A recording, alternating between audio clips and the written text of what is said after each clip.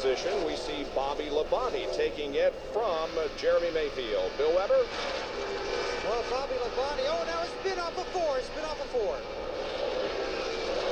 The 75 car, Wally Dollback in the 93. I'm not sure if he got by or not. I believe he brushed the wall there. Yellow's out, back up top. Boy, that was very, very close for Dave Blaney, who just squeezed by between the spinning car of Wally Dallenbach and the outside wall right here at the start-finish line. The problem is, as you can see, it rained here. We told you it rained here yesterday. He's stuck. I mean, the simplest of things, the 75 car is stuck in the grass. Benny, it looks like there might be a problem with the left front wheel on that car. It doesn't seem like the front wheels want to move at all. Still spinning those rear tires, trying to get the car out of the grassy area right here below us at the start-finish line, bringing out our second caution of the afternoon.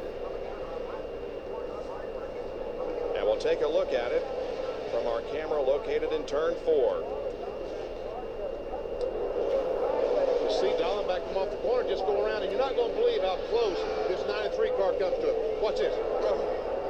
I believe he did brush the wall, but boy, it could have been a lot worse. To make that pass a little bit easier.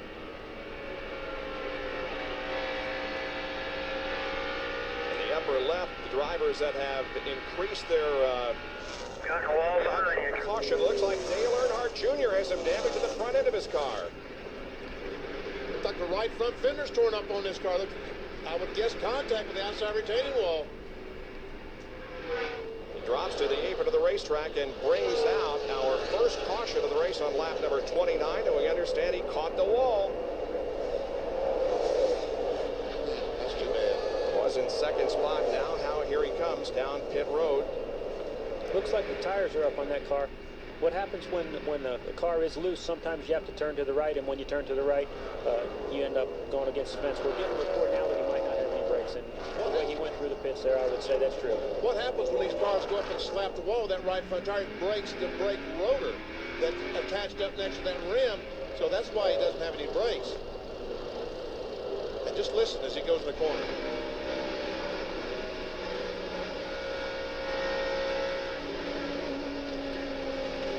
Like he got loose, Benny. You have to say that thing. See, as he jumped back on the throttle now than they were the last time. Why are the cars getting faster than when the race started? Well, Benny, the tires are fresh. We have a crash up there in turn 1 or turn 3. Up against the wall is the leader of the race, Jeff Burton, and he has had heavy contact with the back end of that car. And you see a little bit of gasoline has spilled out and gotten on the brake rotor, probably the exhaust, but it's quickly extinguished. And it doesn't take long for Jeff to realize that there is a fire and jump out of that thing. Man, it's hot. Well, after winning last week at Las Vegas in the rain-shortened race, and after going to the lead here at Atlanta, it's all over for Jeff Burton as the car is severely damaged, and he, needless to say, is extremely disappointed. He appeared to be running by himself. Let's see if we can determine what happened. The right rear tire just goes around. Just goes out of it, Ray, don't you think? Or was that... Yeah, Benny, we'd have to get a shot to see if it's up or down. It's wrecked there, and we really can't tell, but there is a spot on the racetrack. The racetrack flattens out over there, and you hear a lot of guys talk about being loose entry. Jeff Gordon told me one time there's a loose... They told his teammate Bobby Labonte so he'd be aware of the situation. Crash behind you, crash behind you. Over on the backstretch, Scott Pruitt into the wall. I don't know about that, Bob. I don't see a lot of damage. He might not have... Well, he did hit the wall on the left side. Sorry. Yeah, the left rear's tore up too there, Benny. Sorry. And Mike Skinner said, doggone it, I had such a lead. That's 6 seconds, which right now is going to be 6 feet when Labonte closes up on the back bumper on me. But it will give everybody an opportunity to come in for some fresh tires. And those guys that just made a pit stop, like Dave Blaney, he's said, doggone, my timing is just, as always, perfect. This caution coming out on lap 183. It's our 4th caution of the afternoon, and there is the damage on the left side of the Tide ride for Scott Pruitt. Let's take a look and see what happened up in turn number 2.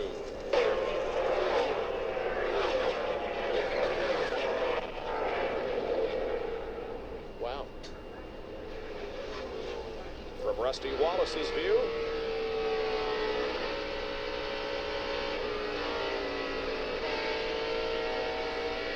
And now from Mark Martin's perspective. Well, until they get concerned when they see that smoke and those cars light up. And watch as the car comes across the racetrack, and Mark said, I'm committed to the inside. I just hope he doesn't come down too soon. For Mike Skinner, and a car in the wall. 75 of Wally Dallenbach again. He spun earlier in the race coming off corner number 4. This time it's wall contact. And now Earnhardt perhaps can come in and get that fender flared out that he bent in. Meanwhile, it is going to bring out our 6th caution. Come on hard, come on hard, come on hard. Right up high here now. That was a spotter for Sterling Marlin telling him to come hard and try to get the lap back, but he did not. Steve Simmons, the chief engine builder for Sapco. John Kernan. And this is a good break for Earnhardt. They've already made plans. As soon as pit road opens, they will come on pit road, change tires, pull that right front fender out. The spotter had told him, now he's waving his fist at Mike Skinner out there on the racetrack. So maybe we might have a nice little rivalry develop right there. But Earnhardt will pit just as soon as he can, and they'll pull that right front fender out. And the spotter has told him a couple laps ago before this spin by Wally Dallenbach that it didn't look like it was that bad to him. So they're glad to have this caution and get to work on the car a little bit. Maybe they can get it back to close to the same shape that it was before the contact. All right, Ray, these cars have only run 8 or 9 laps on these tires. Do they stop, or do they give up that track position? What do you think? Well, not everybody has to pit, but if you're Dale Earnhardt, you need to come in and fix that. There's only 10 cars on the lead lap, so we might go ahead and see the leaders pit, but they can make it on one more stop from here. And Earnhardt was very animated when he came up along. He was very, very unhappy. And we have a car that got sideways coming down off of corner number 4, Todd Bodine, and it brings out the caution. Bodine goes down pit road. And as you can see, he's speeding. There is no speed limit under those conditions. He made contact with the wall. Did he pancake the right side of that car? There is smoke coming from the car, it looked like. Here's Labonte crossing the line. Now can they go the distance, Ray? Yes, they can. 262 out of 325 laps are completed. That's a tough break for Jeff Gordon and Rusty Wallace. Yep. They are going to be a lap down. Here is Bodine. We can see the black mark, so this happened up in the middle of the corner, and the car slid down to the inside. I think he's pancaked. Yes, he has. Hit the wall, slapped the wall with the right side. Tough break. Another car on the lead lap. It's going to reduce it to 7 on the lead lap.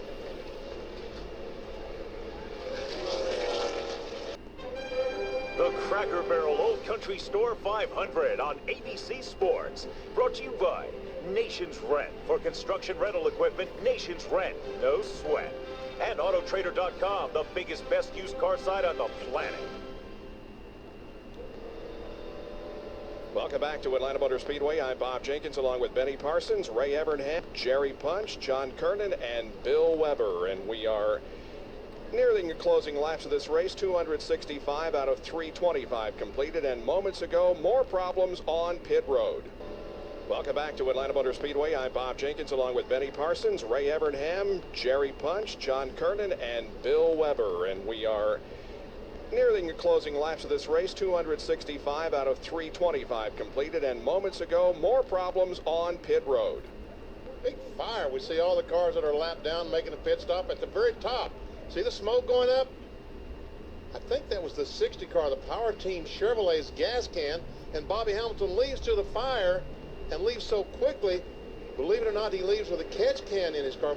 Look, watch as he drives to that fire with the catch can intact, as the safety crews quickly go to extinguish the fire. They're still changing left. Watch those guys still change the left sides. And Bobby Hamilton's catch can was still on fire as he came around the racetrack. They put the fire out quickly there. And here he is with the can blazing, coming off of corner number 4 and pulling up right behind the ambulance and making sure that he stops in front of somebody who has a fire extinguisher. his crew quickly takes the fire extinguisher out, kicks, and the fireman goes out to check everything out, and he says, "What kind of a way I got to go?" This is here in the first 3 races, but also some of the old wily veterans, and Dale Earnhardt finds himself at the front of the field, and the crowd is going wild. The caution is out. Again, Tony Stewart has crashed. Come on, let's... Several cars involved. Rusty Wallace, Stacy Compton, Robert Presley. Presley is the one that hit Stewart just as Stewart was about to end his spin. This is right down in front of us, just on the turn 4 side of the start-finish line.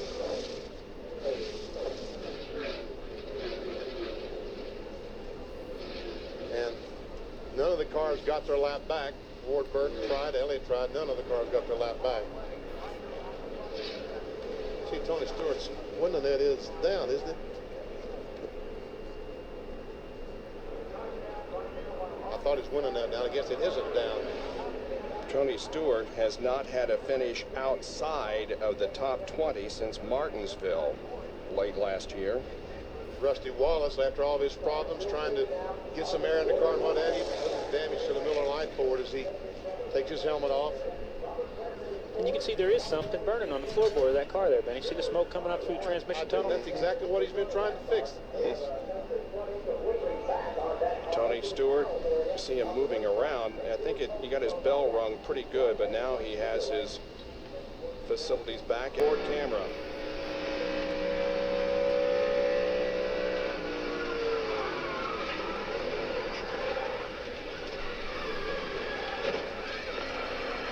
Caution is out. Come on, come on, come on, come on, come on.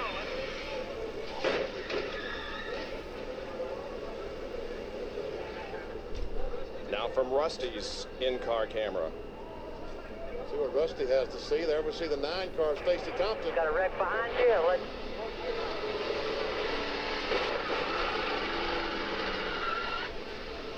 Just when it looked like Rusty was going to get through okay. Well, you talked about these guys aren't giving a chance. And Ernest Skinner is off the pace. Skinner is off the pace. With less than 20 laps to go, it's over for Skinner, Doc.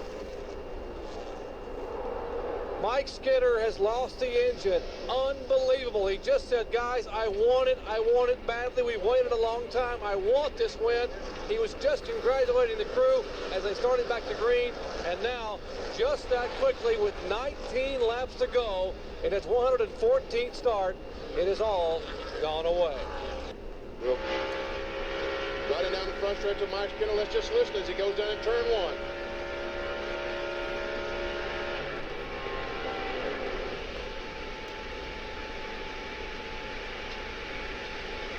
That quick. And Benny, those things seem to blow up when you lift off of them. I don't know don't know why that is. I see Kenny Irwin back there. He was right behind Skinner. Bell South car gets loose. Might have gotten some oil. Now with 5 laps to go in this race, that's pretty amazing. Look at this Nations Win on-track interval. You can see that it has widened from .2. 29.9. Each one of these cars running almost the same thing. Here's Labonte. He's got to run. This is his last chance. This is his last gasp effort. They're coming down for the white flag. One more lap to go. Labonte has the good run here in the quad oval. He took a look to the inside. Couldn't make the move.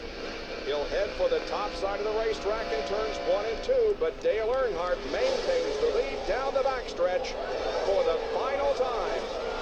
Labonte right on the rear spoiler.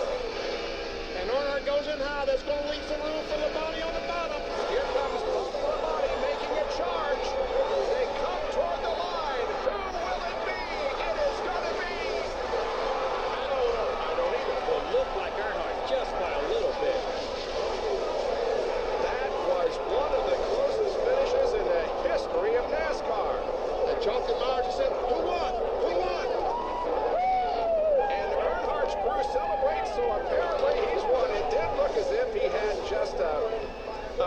fraction of an inch advantage at the line. John Kernan. Well, I'm with Richard Childress.